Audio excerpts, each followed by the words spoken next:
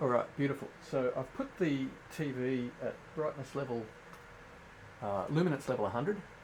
I've got the black frame insertion on. Put the camera to the dynamic range 400 setting, which has now bumped the ISO from 200 up to 800. Now I'd say I've got a pretty nice exposure on the camera. The screen more or less mirrors what I'm seeing on the TV. Contrast range drops off, it's a little bit darker, I can see that. But this here looks kind of nice. Okay, they more or less match. There's a vividness in the colour.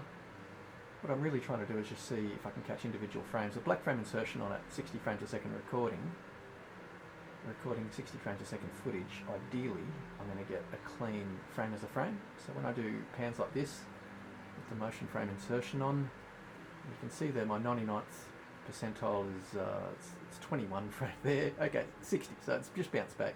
I've spent on area transition. I generally try to tune so the 1% low is sitting around 60. A few areas in the game where it does drop, but I don't mind that because I'm now playing the resolution way higher than any time I've ever played it. And you don't really notice when the frame rate drops, especially if you're running in a straight line into the screen. You know, unless you're panning the camera on an area transition change, those brief moments in the 1% low leading to frame rate being less than 60 locked.